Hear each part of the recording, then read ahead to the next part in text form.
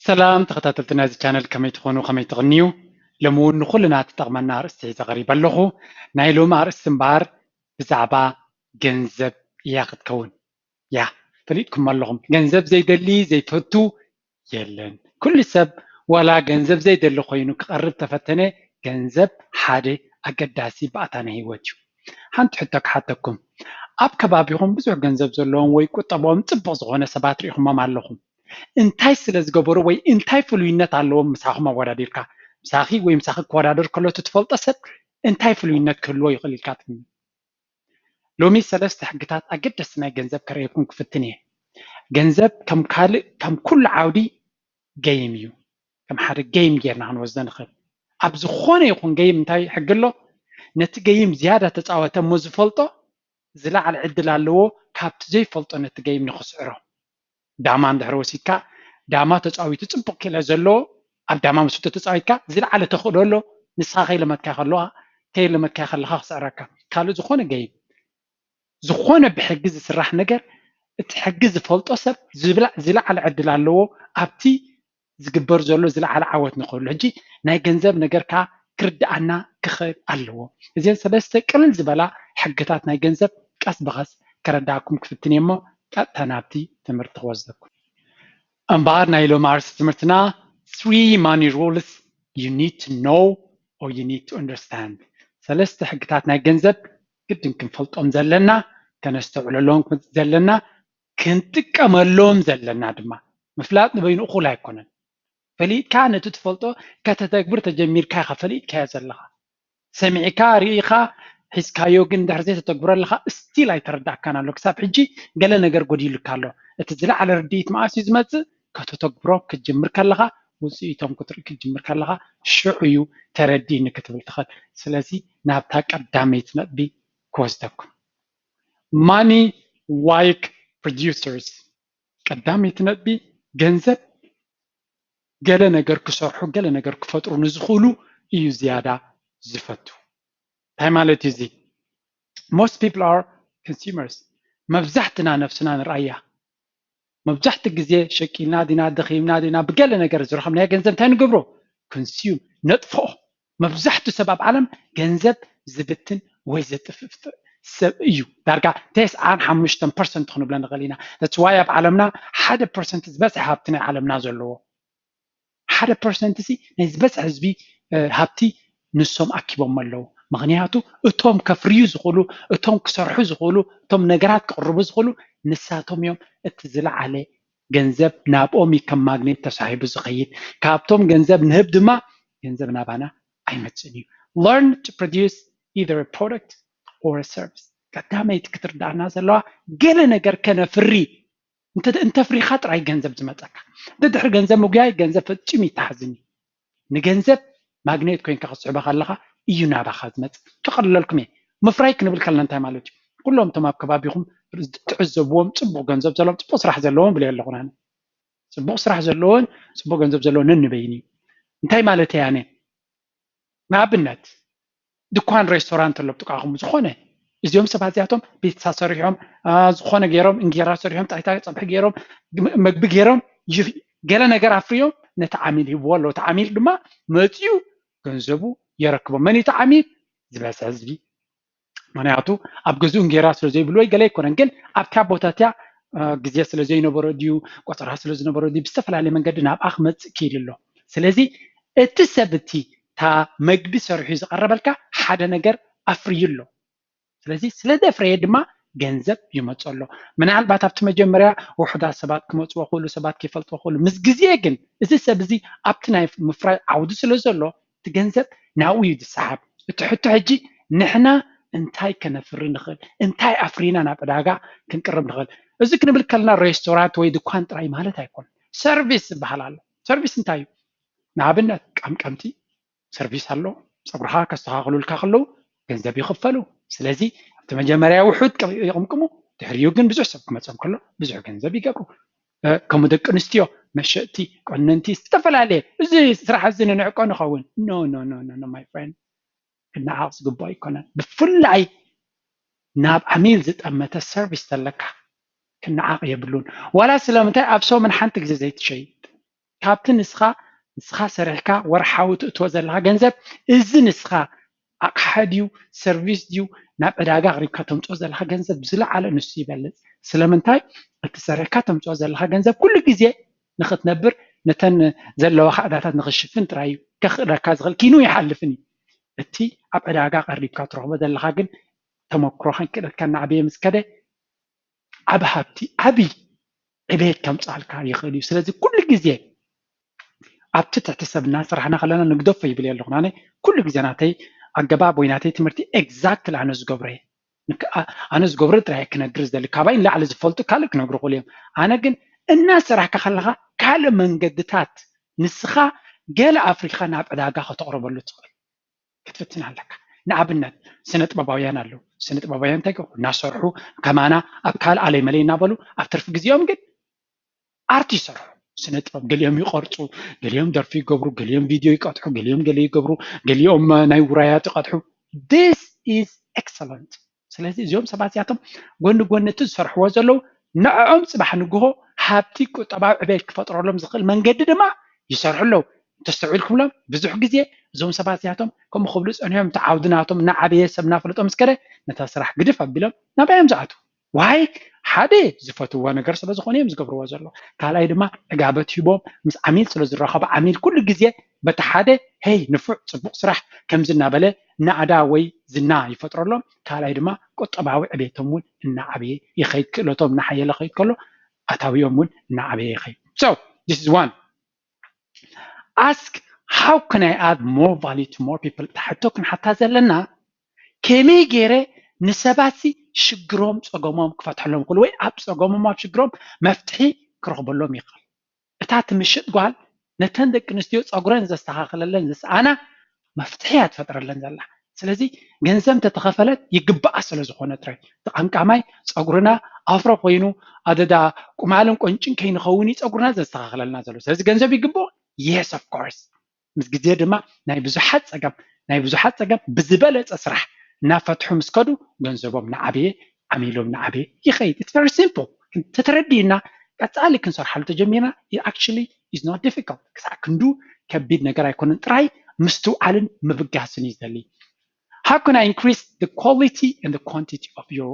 your work لكن حتى زلنا خليتي حراي كمي جرس أجمع ناي سباتي فترت بالحتو مسملسنا يا تخليت حتو تاي كمي جرا أنا ناي بزح حسابات سجمات كفتح يخل كمي جرا نتز فتح زل الخش قدام أزيد سبوق سبات كابكالو سبات زبادة مفتحي جبرو نابلنا زعتوتات كل جزء تكلتنا تبقعتنا التي نحنا نبوزلنا سيرفيس بعقنو ببزحو بجزيو ناس أبابغنا ينتخيتنا التجنزب دما نابعنا ناتس حبي مس معناته أبعداقة قول إحنا كن الرأس لنجمر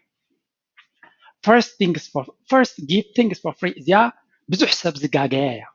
جمر مسبلة نصب حيتو كهتميز ده لكل سب في الله نحنا أبحبرة السبنا تناي بيزنس أخو لافرط أصل زي بلنا جمر مسبلك كتبتم كل جزء جنزبك ما تأكل خدلي no قدم give for free بنات أحب نسبات بنات أشجرون فتح لهم لأنه واحد جزء maybe 5 months 6 months 1 year or more قدم حب تناكا كسب كندي بقعد كم زلكا كسب تفلت كسب سبات زلوليوخا من مخانكا براند ناتكا كسب تجبر بتروحوا جنزب أيتدله جنزب قلت فيك جنزب كتجبر تدلها جنزب أي متسكر trust me this is always correct قلت في ناب جنزب قلت في بسع جنزب كتجبر تدلها مودتا جنزب زي بلو ترايس ترف سسعه قلت هاب مجمري سسعسب ولا حنتي كعبي أيكلني دكان تغيرو أيتعبني رستوران تغيرو أيتصبغني قدم بنات عم بحسور سيرف جبر تحريو جنزب بعلو بعز فندربن كما تأكا يخلي someone or someday you will get paid أبي بزبالة كتكحس rewarded ككون مخانكا إيو تحكي number 2 be brave and take risks كلهم تم قطبهم صبق كنزب زلهم سبات أب هيوتهم ريسك كوزدو زخالو ترايم أب جزاخا أب تعمل شوتكا أب تعمل سولها إنكليل نابلكا خلخا جنزب هاي مساكاني كلنا نفلت أي نازع risk زي وسوسب there's no way جنزبكم أتصدقنا maximum security زلوا እንታይ ትፈልጡ ዶ ኣብ ዓለም ሲ ዝኾነ ዓይነት ሪስክ ዘይብሉ ኣበይ ትፈልጡ ዶ እስር ቤት እዩ እስር ቤት ብፍላይ እቲ ዝዓበየ ገበን ዝገበረ ማክሲማም ሴኪሪቲ ይብልዎ ብኩሉ ዝኾነ ሰብ መፅኡ ዝቆትለ ሰብ የለን ኣብ ባጅጎ ተዘይቀትልዎ ሰብ መግቡ ማዩ ይقربሉ እዮም ብፍላይ ኣብዚ ምዕቡል ዓለም መግቡን ማዩን ይقربሉ ኩሉ ግዜ ዕፅው እዩ አንሶሉ እዩ ወሃቦ ማዩ ወሃቦ ኩሉ ግዜ and that's it ካብ መጠን ንላዕሊ ካብ ሪስክ ንፈርህ ተኮይና ነፍስና ኣብ እስር ቤት ኢና ንእትዋ ዘለና we have to get out try things እንታይ ይብሉ no pain no gain ቃንዛ እንተዘየለ ዓወት የለን ከይተቐንዘኻ ከይረሃፅካ ከይረሳሕካ ገንዘብ ኣይመፅን በንፃሩ እንተርሂፅካ ሪስክ ተወሲድካ ካብቲ ንስኻ ትፈልጥፎ ምቾት ውፅእ ኢልካ ገለ ነገር ክትገብር ተፈቲካ ገንዘብ ናባኻ ገንዘብ ናስሓብካዩ ትኸይድ money requires bravery and boldness ገንዘብ ኩሉ ግዜ ትብዓትን boldness ካ ኣዚኻ ትብዕ ዝበልካ ሰብ ከምኡ ንበሎ I don't know exactly word ንዑ ዝኸውን ስለዚ ትብዓት ዘለዎ ሓደ ግዜ ካብቲ ንሱ ምቾት ዘይተኣማምኖ ነገር ውፅእ ኢሉ ኩሉ ግዜ እንታይ ይደሊ ሪስክ እንዲሞ ዘሎ of course ሪስክ ዘይብሉ ገንዘብ የብሉን ሓደ ነገር ሲ ሪስክ ዘይብሉ ማሲ ዝኸውን ኩሉ ነገራት ሰባት ከይዶም ተመሊሶም ተመንገዲ ምስተወደአ ሽዑ ሪስክ የብሉን ክታቱ ትኽእል ኢኻ መኽሰብ እውን የብሉን that's it so ኣነ ሪስክ ክወስድ ኣይደልኒ then do not dream about money ገንዘብ ኣየድልየንን እዩ ክትብል ምርጫ እዩ of course ገንዘብ የድልየካ እንዲሁ ግን ኣነ ዕብየት ናይ ቁጠባ ገለ የገድሰኒ ክትብል ምርጫ it's okay ግን ኮምፕሌን ኣይትግበር ወይ ከዓ ኣይተማርር ዝምዝም ኣይትበል ሰባት ሪስክ ወሲቶም ከዓብዩ ከለዉ ንዖም ርኢኻ ኣይትቕናዕ ኣይትሕመም go and learn skills ጌም እዩ ገንዘብ ኢለኩም ገንዘብ ጌም እንተኮይኑ እንታይ ክትገብር ኣለካ ክትመሃሮ ኣለካ እቲ ጌም ክትምከሮ ኣለካ ተመክሮ ክትፍትኖ ኣለካ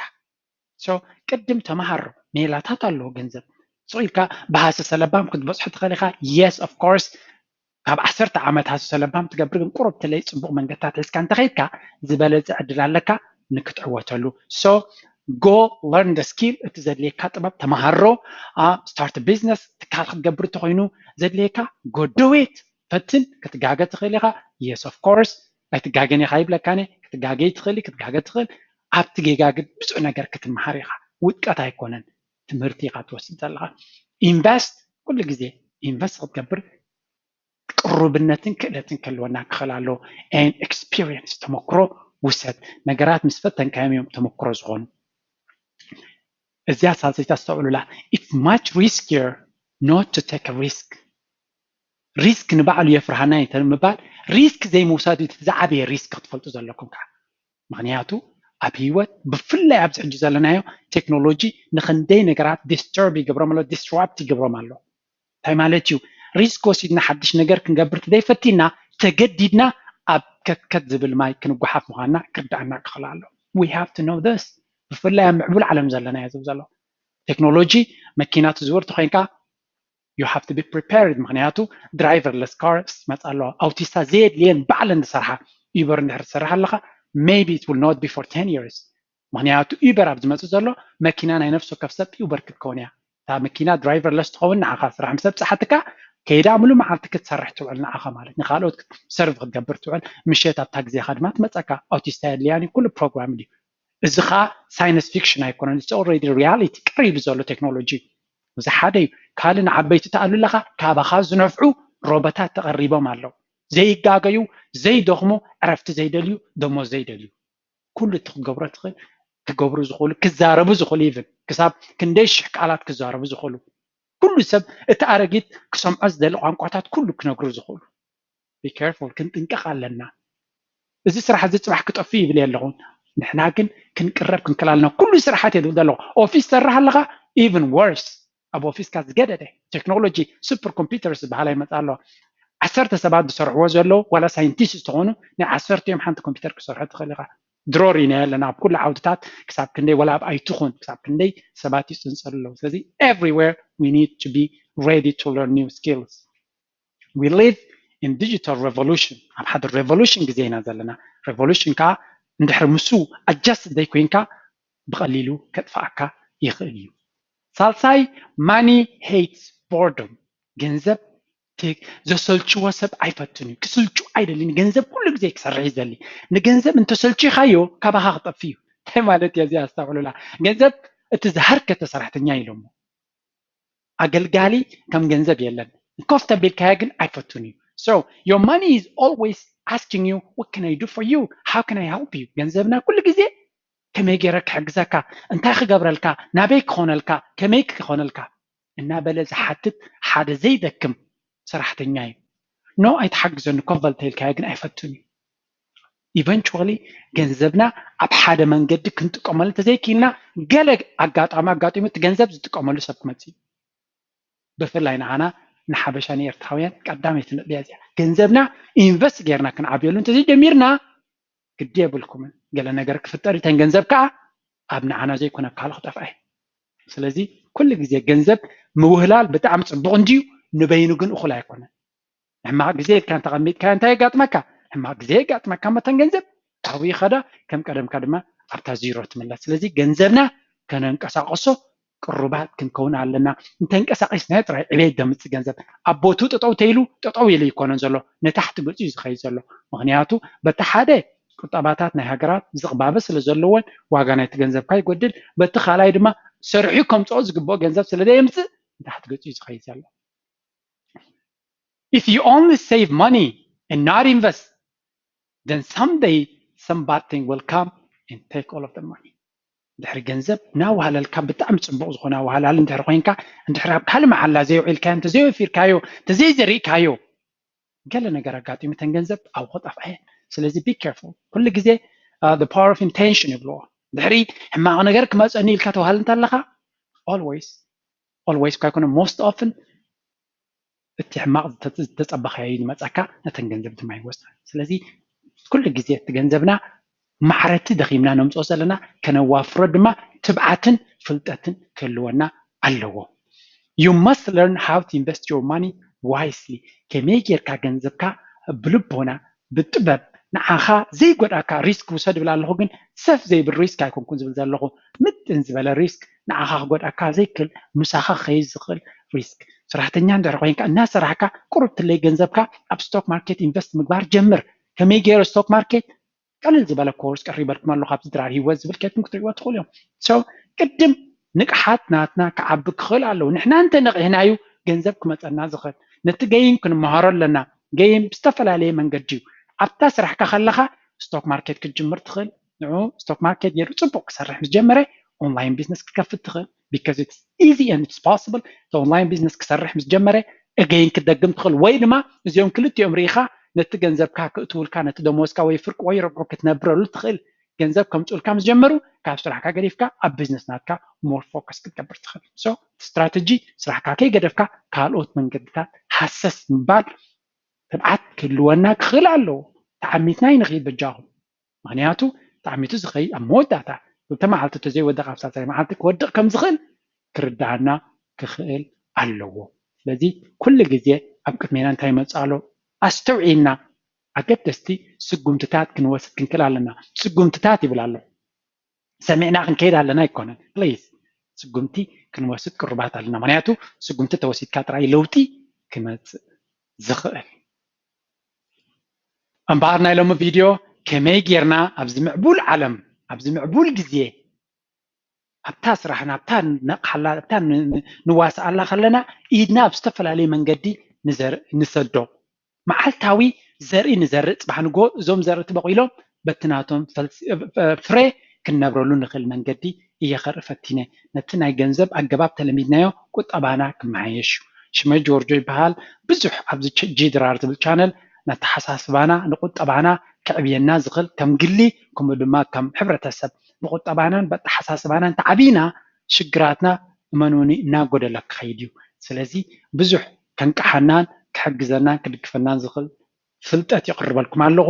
ብዝተኻለ መጠን ክትጥቀሙሉን ክትፈልጥውን ክትነብርዎን ተጀሚርኩም ኣብ ሂወትኩም ዕብይ ዝበለ ለውጢ ዕብይ ዝበለ ፀጋታት ከምፃልኩም ምዃኑ ርግፀኛ ካበይ ፈሊጠ ብዙሓት ሰባት ሂወትና ይቕየራሉ ስለ ዝብሉኒ ልዕሊ ኩሉኻ ኩሉ እታነ ዝምህሮ ኣብ ሂወተይ ዝገብሮን ውፅኢት ናቱ ዝሪኦ ዘለኹም ስለ ዝኾነ ስለዚ ሓቢርና ንዕበየ ዝብለኩም ዘለኹም